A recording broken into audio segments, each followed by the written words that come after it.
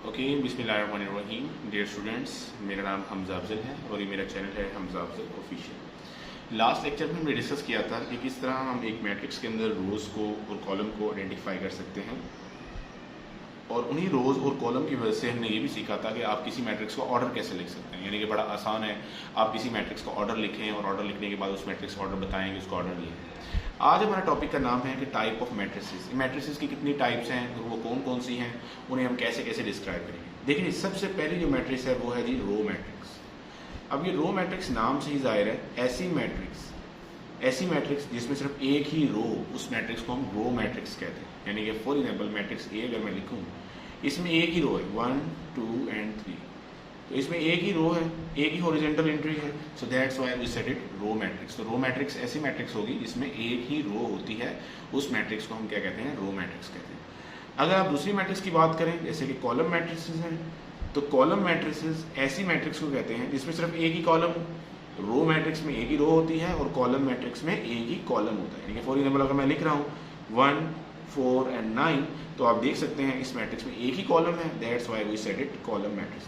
तो row matrix ऐसी matrix होती है जिसमें एक ही रो होती है, और कॉलम मैट्रिक्स ऐसी मैट्रिक्स को कहते हैं जिसमें एक ही कॉलम होता है। उसके बाद हमारी बात करते हैं रेक्टेंगुलर मैट्रिक्स की, कि रेक्टेंगुलर मैट्रिक्स क्या होती है। देखिए भैया, रेक्टेंगुलर मैट्रिक्स ऐसी मैट्रिक्स को कहते हैं जिसकी जो नंबर ऑफ रो हैं और कॉलम बराबर नहीं होते। फॉर एग्जाम्पल मैं एक मैट्रिक्स लिख रहा हूँ, इसमें मैं लिखता हूँ 2 3 1 5 4 एंड 9। अगर आप इस मैट्रिक्स को देखें तो इसमें कितनी हॉरिजॉन्टल एंट्रीज हैं, 2 हैं। यानी कि नंबर ऑफ रोज बचे कितनी हैं, 2 हैं, और नंबर ऑफ कॉलम बचे कितने हैं, 1 2 एंड 3।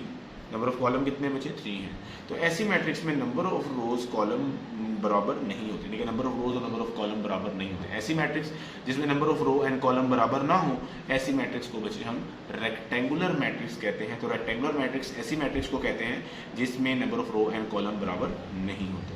उसके बाद है चौथे नंबर पर मैट्रिक्स, और उस मैट्रिक्स का नाम है स्क्वायर मैट्रिक्स।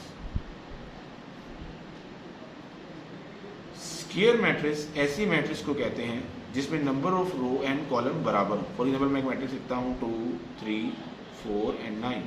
तो अगर आप गौर करें, इसमें 2 रो हैं, कितनी रोज हैं बच्चे, 2 रो हैं, कॉलम कितने हैं, 2 हैं। तो ऐसी मैट्रिक्स में नंबर ऑफ रो कॉलम बराबर होते हैं, उनको हम क्या कहते हैं बच्चे, स्क्वायर मैट्रिक्स कहते हैं। तो स्क्वायर मैट्रिक्स में नंबर ऑफ रोज और कॉलम बराबर होते हैं, जबकि रेक्टेंगुलर मैट्रिक्स में number of rose and number of column बराबर नहीं होते। मैंने लास्ट वीडियो में बताया था कि जो m है वो नंबर ऑफ रोज को जाहिर करता है, और n जो है वो नंबर ऑफ कॉलम को जाहिर करता है। उसके बाद 5वें नंबर पे जो मैट्रिक्स है वो है बच्चे नल मैट्रिक्स। नाम से ही जाहिर है, नल मैट्रिक्स। इस नल मैट्रिक्स को बच्चे जीरो मैट्रिक्स भी कहते हैं। नाम से जाहिर है, ये ऐसी मैट्रिक्स है जिसकी तमाम एंट्रीज जो हैं वो 0 0 होती है। यानी कि ऐसी मैट्रिक्स जिसकी तमाम एंट्रीज 0 0 हो, ऐसी मैट्रिक्स को हम क्या कहते हैं, नल मैट्रिक्स। यानी कि नल मैट्रिक्स में वो तमाम मैट्रिक्स आ जाएंगी जिसकी तमाम एंट्रीज बच्चे क्या होती हैं, 0 0 होती हैं। उसके बाद बच्चे हमारे पास एक मैट्रिक्स और है, और उस मैट्रिक्स का नाम है बच्चे डायगोनल मैट्रिक्स। क्या बच्चे, डायगोनल मैट्रिक्स। डायगोनल मैट्रिक्स क्या होती है, सबसे पहले समझिए कि डायगोनल क्या होता है। फॉर एग्जाम्पल अगर मैट्रिक्स ए लिखता हूँ और उस मैट्रिक्स ए की एंट्रीज को लिखता हूँ 1 2 3 5, आप कोई भी तरतीब रख सकते हैं, मैंने ये समझाने के लिए लिखी है। तो अगर आप ये वाली एंट्रीज को देखें, ये वाली एंट्रीज, तो ये हमारे पास क्या कहलाती हैं, डायगोनल एंट्रीज कहलाती है। मैंने आपको सिर्फ समझाने के लिए लिखा है कि ये डायगोनल एंट्रीज है। और ये वाली जो एंट्रीज होती हैं, ये वाली एंट्रीज, इनको बच्चे कहते हैं नॉन डायगोनल एंट्रीज। ये वाली एंट्रीज क्या कहलाती हैं, नॉन डायगोनल, और ये वाली जो एंट्रीज हैं वो क्या कहलाती हैं, डायगोनल एंट्रीज। तो डायगोनल मैट्रिक्स ऐसी मैट्रिक्स को कहते हैं जिसकी जो डायगोनल एंट्रीज हैं वो नॉन जीरो होती हैं, जबकि जो नॉन डायगोनल एंट्रीज हैं बच्चे वो क्या होती हैं, बस जीरो होती हैं।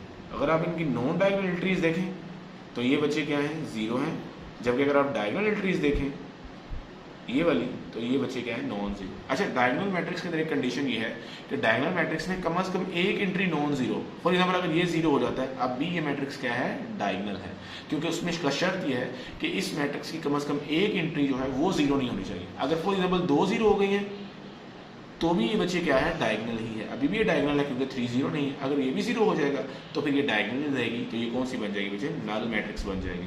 तो डायगोनल मैट्रिक्स के लिए क्या जरूरी है, पहली शर्त कि उसकी जो नॉन डायगोनल एंट्रीज हैं वो 0 होनी चाहिए, और जो डायगोनल एंट्रीज हैं उनमें डायगोनल एंट्री में कम से कम एक एंट्री जो है वो नॉन जीरो होनी चाहिए। 2 भी नॉन जीरो हो कम से कम एक एंट्री नॉन जीरो होनी चाहिए, यानी ये जीरो नहीं होनी चाहिए। अगर ये भी जीरो होगी बेटा वो नल मैट्रिक्स बन जाएगी।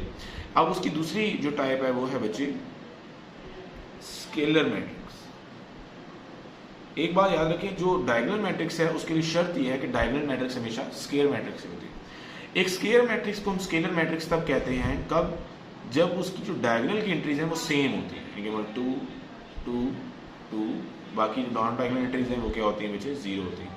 तो डायगोनल मैट्रिक्स ऐसी मैट्रिक्स को कहते हैं जिसकी जो डायगोनल की एंट्रीज हैं वो बच्चे सेम होती हैं। अच्छा, सेम होने के साथ साथ ये जो डायगोनल की एंट्रीज हैं ये ना तो जीरो होती हैं ना ही 1 होती हैं। देखिए बच्चे, अगर तो जीरो हो गई, ये 0 0 हो गई तो ये नल मैट्रिक्स बन जाएगा, और अगर ये 1 1 हो गई तो वो एक और मैट्रिक्स है जिस मैट्रिक्स का नाम बच्चे क्या है, आइडेंटिटी मैट्रिक्स। उस मैट्रिक्स को क्या कहते हैं बच्चे, आइडेंटिटी मैट्रिक्स कहते हैं। आइडेंटिटी मैट्रिक्स बच्चे आपके पास क्या है, आइडेंटिटी मैट्रिक्स को अगर मैं लिखूं तो ये ऐसी मैट्रिक्स है जिस मैट्रिक्स में डायगोनल की एंट्रीज जो है वो 1 1 होती है, और नॉन डायगोनल एंट्रीज जो है वो आपके पास क्या होती है, 0 0 होती है। यानी कि इसकी आप डायगोनल एंट्रीज देखेंगे तो ये 1 1 होगी। अब आप जरा इसको रिपीट कर लें, डायगोनल मैट्रिक्स ऐसी मैट्रिक्स को कहते हैं जिसकी नॉन डायगोनल एंट्रीज हैं वो 0 होती हैं, और डायगोनल एंट्री में कम से कम एक एंट्री जो है वो आपके पास क्या होगी, नॉन जीरो होगी। स्केलर मैट्रिक्स ऐसी डायगोनल मैट्रिक्स है जिसकी जो नॉन डायगोनल एंट्रीज है वो सेम होगी, ना तो 0 होंगी ना 1 0 और 1 के अलावा जो है वो होंगी। अगर 0 हो जाएगी तो फिर ये नल मैट्रिक्स बन जाएगा, और 1 1 होगी तो फिर वो अगली आइडेंटिटी मैट्रिक्स में आ जाएगा। और आइडेंटिटी मैट्रिक्स ऐसी स्केलर और डायगोनल मैट्रिक्स है जिसकी जो डायगोनल एंट्रीज हैं वो सेम होती हैं। रो मैट्रिक्स में बच्चे एक ही रो होती हैं, कॉलम मैट्रिक्स में एक ही कॉलम होता है, रेक्टेंगुलर मैट्रिक्स में एक ही नंबर ऑफ रोज और कॉलम बराबर नहीं होते, स्केयर में नंबर ऑफ रो कॉलम बराबर होते हैं। नल मैट्रिक्स में बच्चे तमाम एंट्रीज जो हैं वो 0 होती हैं, और डायगोनल मैट्रिक्स में नॉन डायगोनल एंट्रीज जो हैं वो 0 होती हैं, और डायगोनल एंट्रीज में कम से कम एक एंट्री 0 नहीं होती।